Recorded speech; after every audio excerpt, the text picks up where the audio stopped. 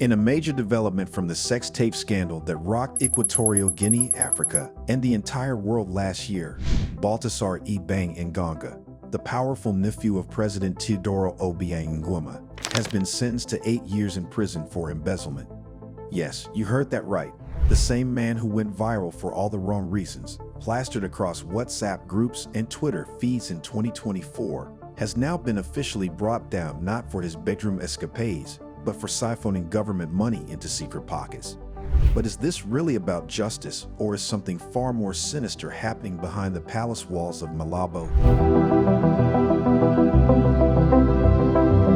A court in Equatorial Guinea ruled that Engonga, nicknamed Bello because of his good looks, diverted public money for personal use while heading the National Financial Investigation Agency, the very office responsible for cracking down on money laundering. The irony is almost too rich to ignore. Along with 5 other officials, he was accused of turning state funds into personal travel allowances, with sums ranging from $9,000 to a jaw-dropping $220,000. For his crimes, he not only got slapped with 8 years in prison, but also fined $220,000. But here's the question: was this a straightforward case of corruption, or is the regime cleaning house in the dirtiest way possible? To understand the magnitude of this fall from grace, let's refresh our memories. Baltasar Engonga's scandal in 2024 was not just another political drama, it was a global spectacle.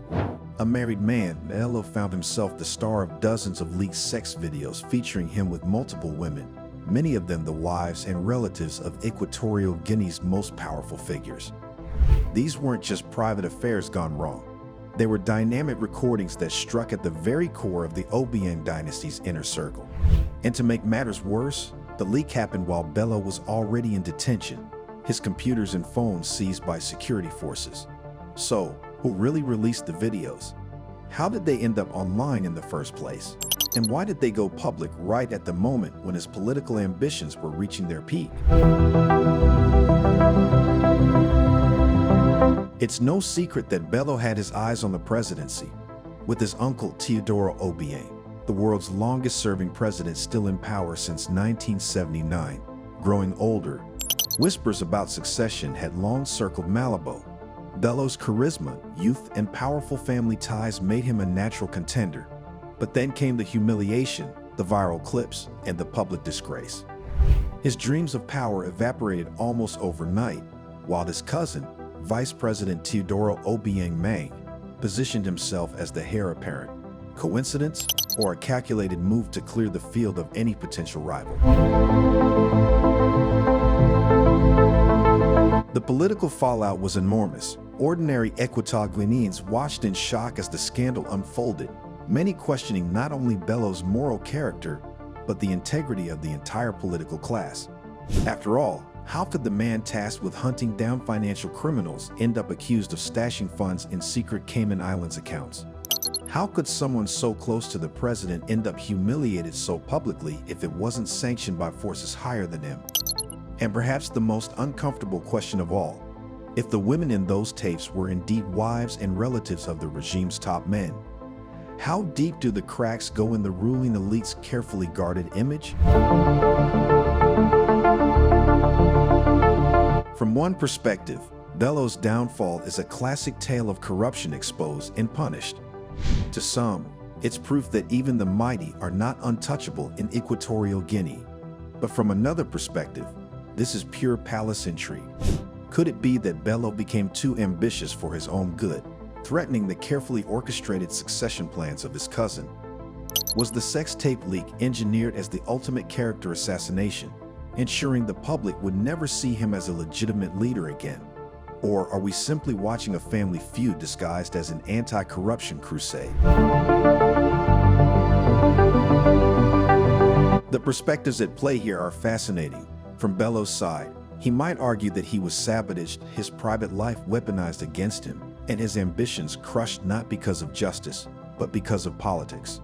From Equatorial Guinea's perspective, the government can frame this as a victory for accountability, proof that even the president's own bloodline is not immune to the law. From an African perspective, The scandal raises uncomfortable but familiar questions. How many more powerful men on the continent are playing with both public funds and private morality, waiting for the day their secrets come to light? At the heart of this saga is a deeper issue. Power in Equatorial Guinea has long been a family affair. When the ruling dynasty is this entrenched, can scandals like these ever really be separated from politics?